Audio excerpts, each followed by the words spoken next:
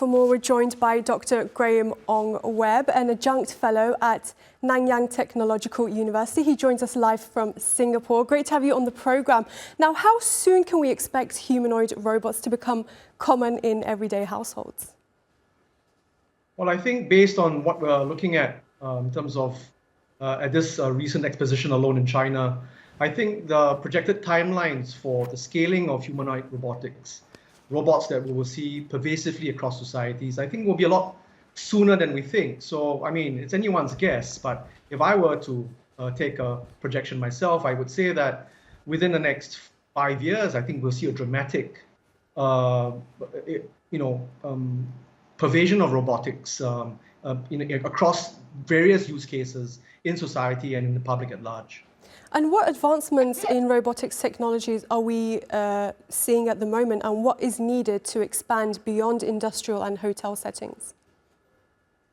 Well, robotics is a very interesting field. It's a very complex field. We're talking about the confluence of many different sub-technologies that come together. I mean, simply put, we can think in terms of the various bits of hardware that come together and the various bits of software. I think these things are coming into place and the technologies are getting more advanced. They are showing that they're bearing fruit. And I think as we scale these technologies, like what we're seeing in China, in terms of its supply chain, they will get a lot cheaper. I think the remaining question is about certifiability and about safety standards. And I think that's the big question mark about robotics coming out from China. So China hits all the marks. It's getting into that basket of key or leading countries, now leading the charge on humanoid robotics.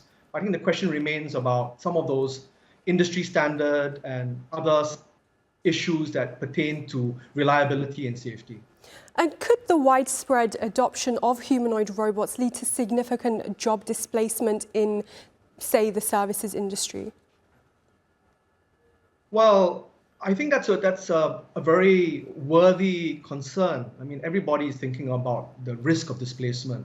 I think we're still at the crossroads, really. And I think it's about debate between two schools of thought. So one school of thought says that we're all going to be out of a job sooner or later because of these new technologies like artificial intelligence and robotics. And there's another school of thought which I increasingly subscribe to about the reinvention of work. I think what we're more likely to see is a kind of collaboration between robotics and human beings.